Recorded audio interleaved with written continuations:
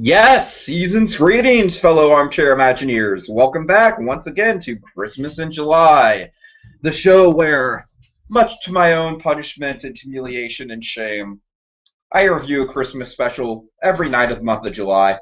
I've been a little bit behind. I didn't get a special out on Saturday or on Monday, so I'm making it up to you guys. So for Tuesday and Wednesday, even though this is technically probably going to bleed into Wednesday, it's 11:40. It's 11:40 p.m. So technically this counts as a Tuesday show. Huh.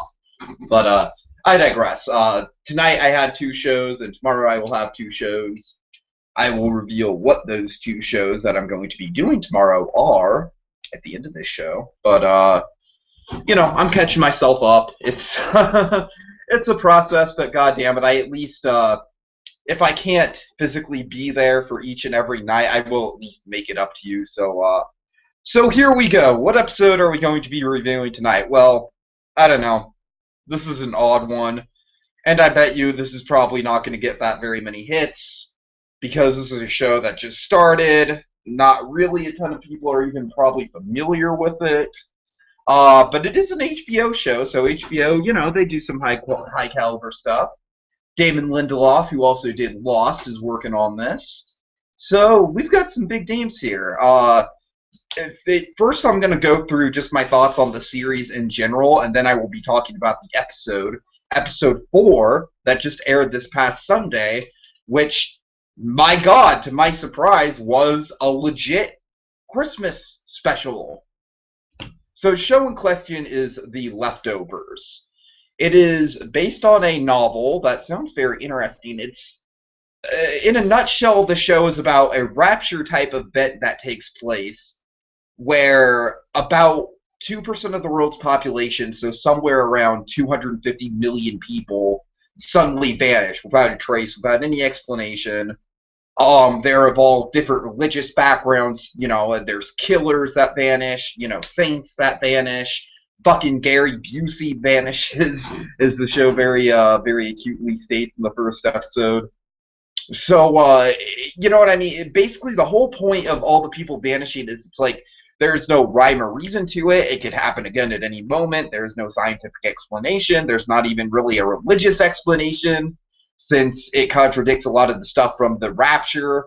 So everyone is just left in shambles, and basically the whole show is just showing society and how they would evolve from something like that. To me, I get a lot of post 9/11 imagery out of this, and I think that's kind of cool. I mean, it's gotten to a point. I don't want to treat this as a not sensitive subject, but I think it's gotten to the point where 9/11 imagery isn't the big taboo thing it was.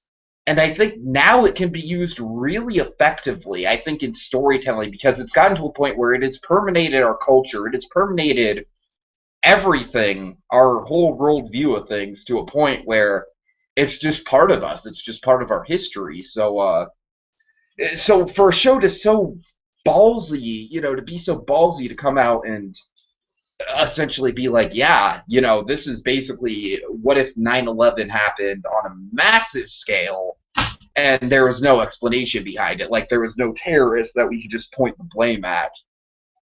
There's a lot of interesting things that go down with the show. My favorite part of it is this cult that's called the Guilty Remnants.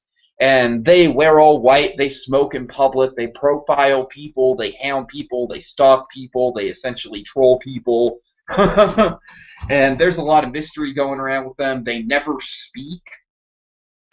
Really cool stuff. Basically cults are kind of sprouting up all over the place. There's a lot of interesting mythology. There's these wild dogs that are kind of roaming all over the town. That's interesting.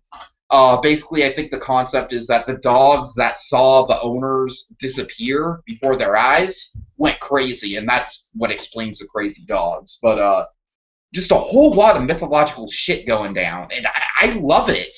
Like, I don't know, like, Breaking Bad. Breaking Bad is certainly depressing TV, and yeah, it is, of course, a cultural milestone.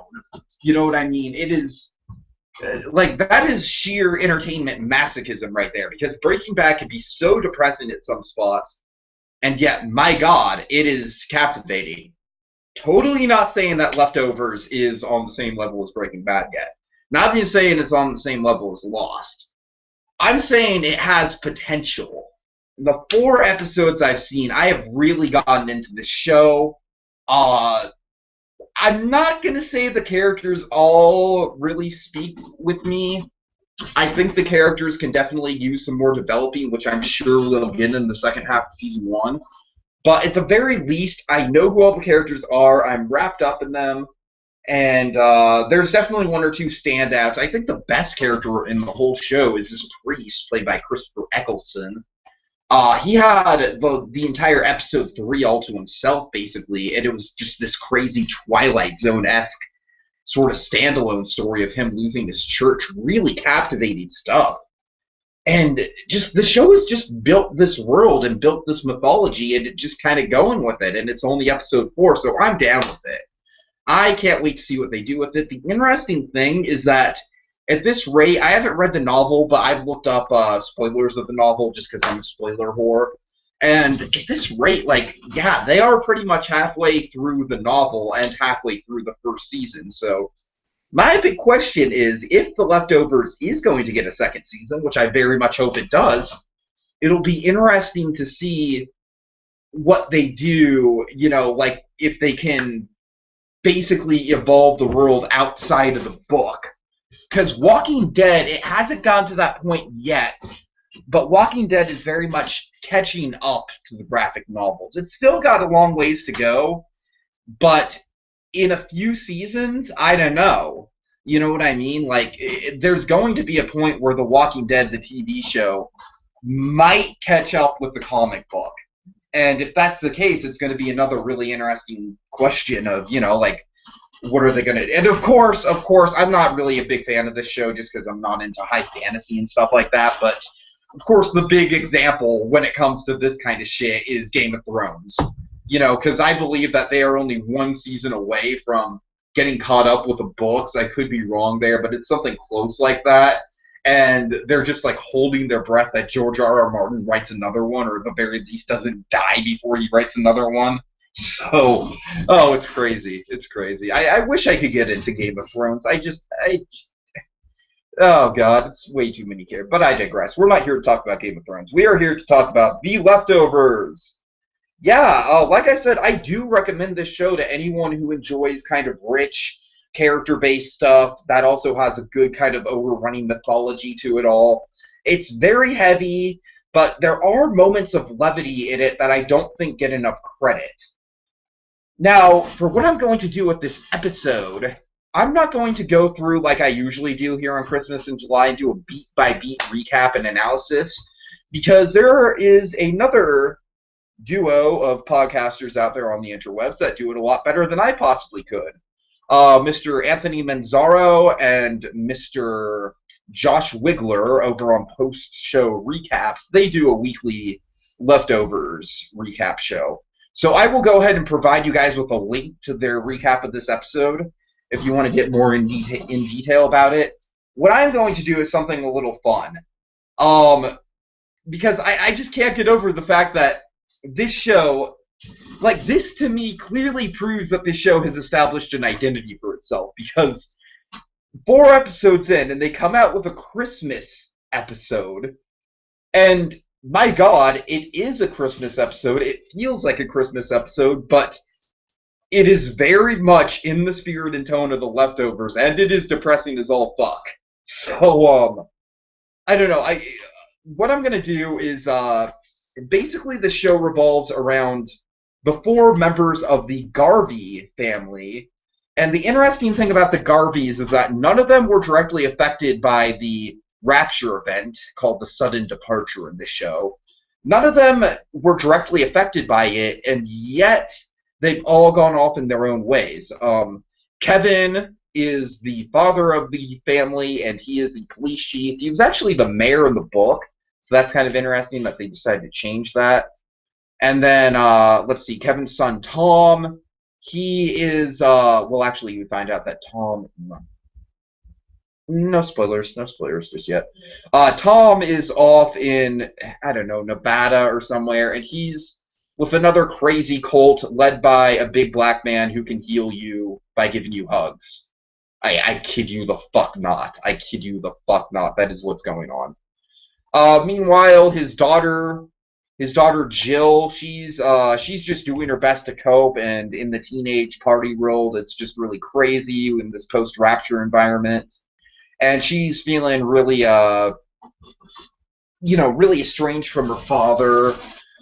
Kevin Garvey, by the way, definitely has some screws loose. Definitely, there's some question to his sanity, because what good show doesn't have a lead character that you can question his sanity on? I mean, that's kind of a prerequisite at this point. And then last but certainly not least, we have Lori Garvey, who left the family an undetermined amount of time ago, before the series started, to join the Guilty Remnants. And Lori is a fascinating character to me. Like, to me, she has quickly grown to be my favorite character on this show. Just easily the most compelling performance.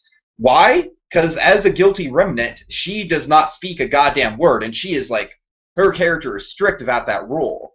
So, oh my god, it's like, you're just watching this performance, and you're watching this woman go through all these emotions, leaving her family behind and everything, and it's heavy, man, and it's like she portrays so much without speaking anything. No lines of dialogue whatsoever. She writes shit down on a pen and paper. It's crazy. It's crazy good. I mean, I'm really into this show at this point. So essentially what I did is I took the 4 main Garvey members, and like I said, I'm not going to go beat by beat and do a whole recap and analysis of this episode. But what I did do is I did something kind of fun that's sort of ridiculous and silly, but in the spirit of Christmas in July.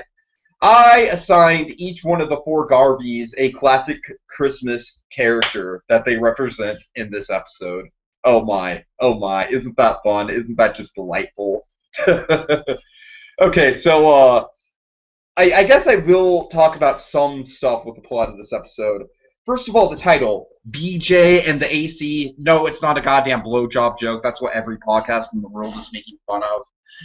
Baby Jesus, Antichrist. It's really not that hard to figure out. Baby Jesus is a pivotal part of the episode symbolically and plot-wise. Antichrist is a little harder to get, but it's definitely hinted at with the Tom storyline that's going on. So yeah, that's the name of that's the title. I really didn't find it that hard to pick up on. But anyways, this episode starts off with a very Breaking Bad style opening, which I just loved. And it was, we just see, like, all these severed doll heads. Oh, it's glorious. It's creepy as fuck.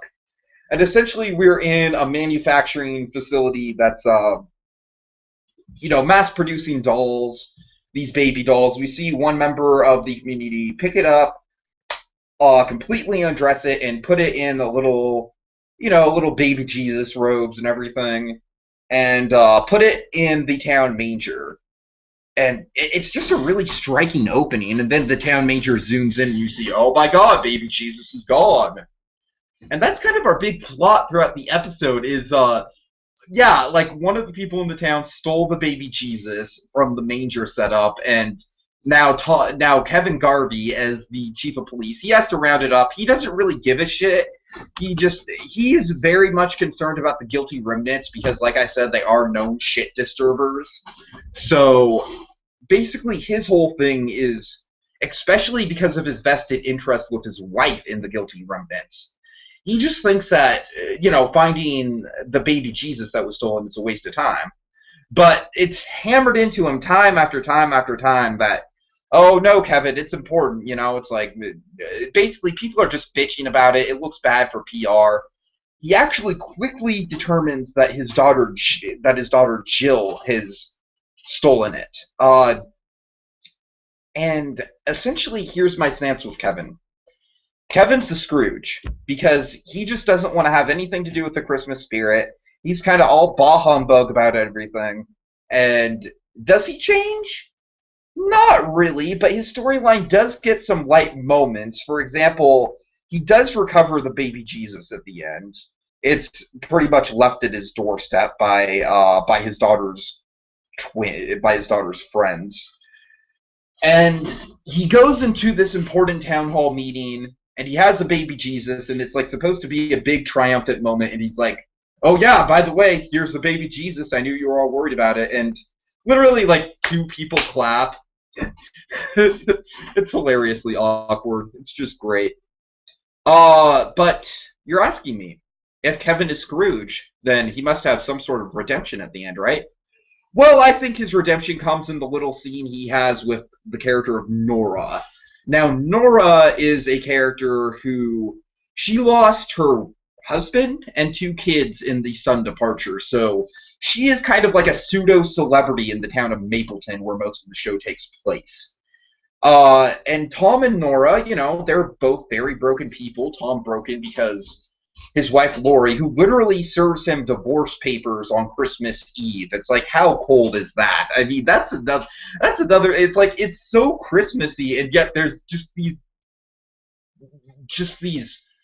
like depressing as fuck things happening, and I love it. I love it. I'm so down for that because I've been watching so many Christmas specials, and they're all just like, oh, happy-go-lucky. But this one, it's like, no, fuck you. This is a dark-ass show. It's Christmas, but we're going to get depressing on your asses. So, yeah, I'll go over more of the Lori stuff when I get to her character. But Kevin, Kevin does strike up this conversation with Nora, and he reveals that he was cheating on his wife. And Nora asks, why do you do it? And Kevin says, well, I don't really think there's a good answer. Is there a good answer for that? And Nora's like, if there is, I think I just heard one. So essentially, very much, I think Kevin and Nora are going to be a thing. And I think that's pretty obvious. And so that's his little bit of redemption. He's like, well, life sucks, but shit. At least I have this kind of, this broken person that I can also be broken with. So that's Kevin's whole Scrooge arc for the episode. And then let's see, we have Lori. Lori is the Grinch. Because hot damn, does she want to steal Christmas? I mean, here's the thing with the Guilty Remnants. They are all about wanting you to not forget about the events of the sudden departure. Like, to them, there is no status quo, and it pisses them off that people are trying to get back to a status quo. And the Guilty Remnants, their whole mission in life is to stop the continuation of the status quo. To me, that makes them incredibly fascinating villains. But, Lori, we still don't know exactly why Lori's in the Guilty Remnants, or the GR for short. But, like I said, she shows up, and she serves her husband divorce papers. She writes this letter that she lets Liv Tyler read, because Liv Tyler is kind of like her Padawan, kind of like her Guilty Remnant in training that she's kind of taking on. She's a new recruit. And it's just such a fucked up scene. And Kevin literally gets in Lori's face, and he's like, if this is what you want, then say it, Lori. Fucking say it. Just really powerful stuff. And then the most powerful moment of all comes when the Cindy Lou Who of the episode, or at least of this particular example, in walks Jill, Lori's daughter. And Jill gives Lori a Christmas present. And outside, they, after Kevin escorts them out there, Liv Tyler and Lori are looking at the present. Lori unwraps it. It's a lighter. I think that's very cute. It's like Lori, Jill's definitely trying to meet Lori halfway, like, oh, well, you smoke a lot of cigarettes, so here's a fancy lighter. But it's a lighter that's inscribed with the words, don't remember me. And very cold-heartedly, Lori throws this right down the drain pipe. Yeah, very Grinch-like moment. And then, to top it all off, the episode gets literally Grinchy, as I thought this was also a fucked up scene. The Guilty Remnants literally start breaking into people's houses when most of the community is at this big Christmas brouhaha, and they just start stealing family pictures. And I'm assuming that a lot of the pictures they're stealing are from people that were taken in the sudden departure. Oh man, I mean, the Guilty Remnants are just starting a war now, and I'm loving it. But the moment that the her heart grew 3 sizes that day moment is at the very end of the episode, where Lori, she goes into the gutter that she threw or the drain pipe that she threw the that she threw the lighter into, and she's desperately trying to grab onto it. Of course, she's just out of reach of it. She can't grab it, but at least she's trying. So she has a heartfelt moment. She wants to reach out to her daughter. So there you go. I definitely think that Lori is meant to represent the Grinch. Oh yes. Okay, so now we have Jill Garvey. She doesn't really have a lot to do this episode, but I think she's the Helga Pataki. Yes, Helga Pataki probably the. This is stretching it a little, not necessarily known entirely as a icon of Christmas specials, but god damn it, her role in the Hannah on Christmas is very heartfelt indeed. So I think she deserves a spot here. So essentially, Jill, she's not wrapped up in the commercialism of Christmas like Helga is, but she's wrapped up in kind of the crazy post-rapture lifestyle that the teens of Mapleton have kind of gotten themselves into.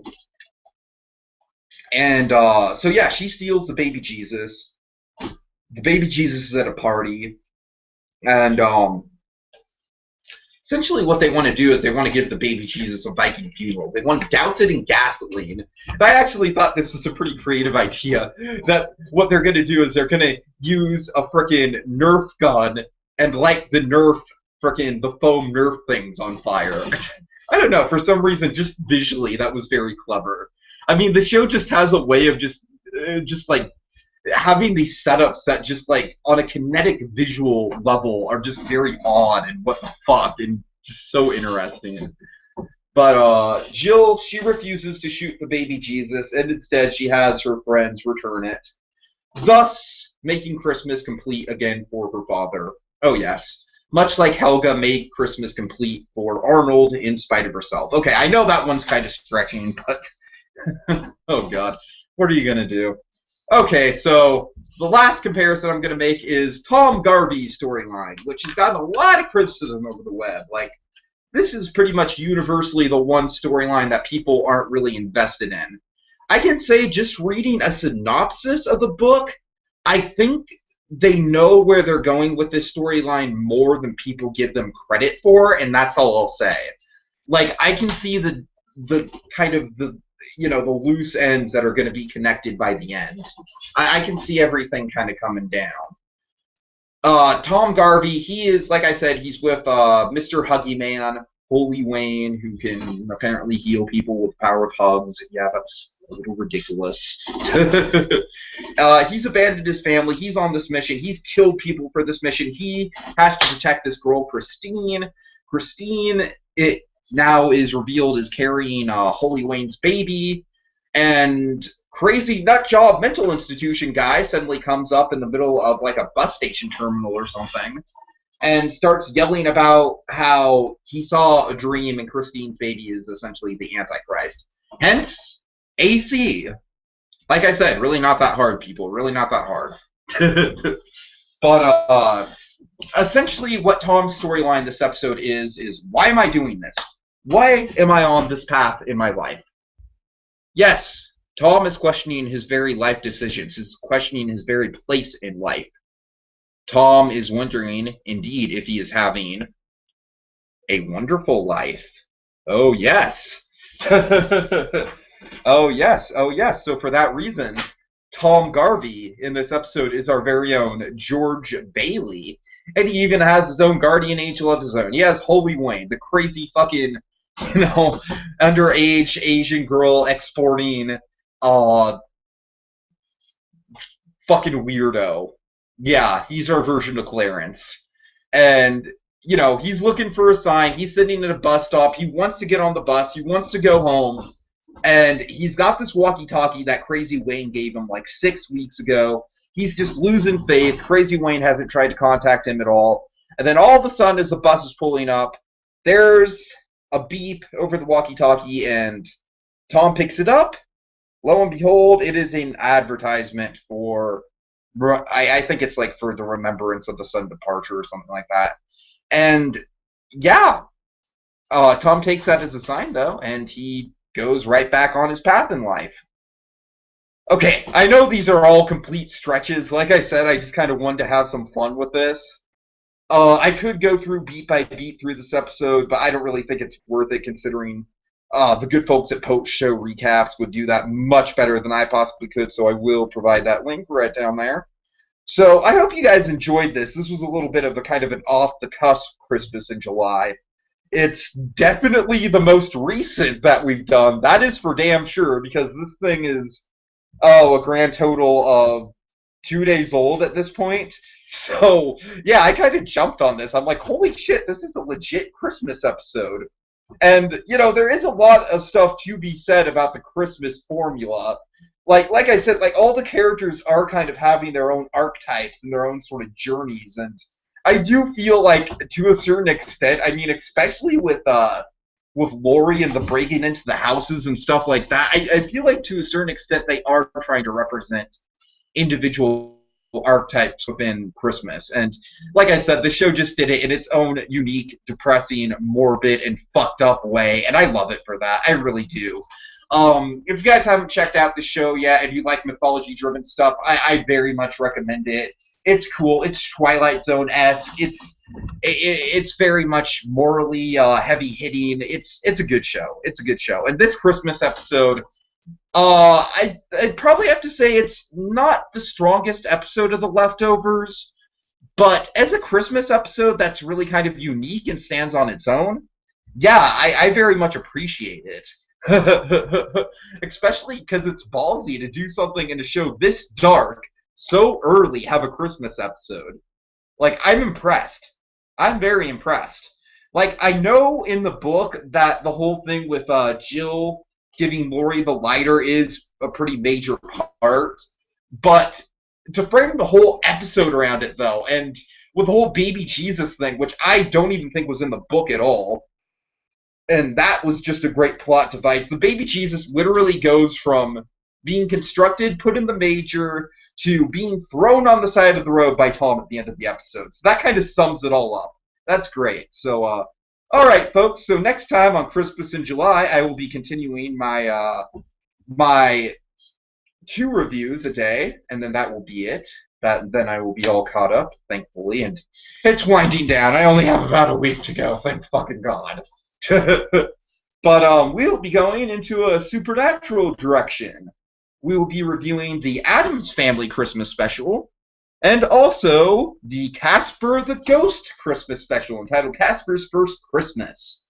Casper the Ghost, I kind of wanted to get on there just because it's the Hanna-Barbera. I kind of feel like I've been neglecting the Hanna-Barberas, and there's a lot of cameos from other Hanna-Barbera characters in there, so yeah, and plus Monkey is definitely going to be on the Addams Family episode. Look for that. That's exciting.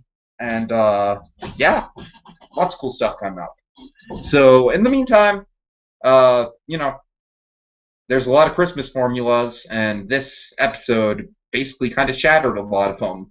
But gosh darn it, we're gonna rebuild the formula by putting the mistletoe underneath the microscope. Next time on Christmas in July. La la la la la la la la la.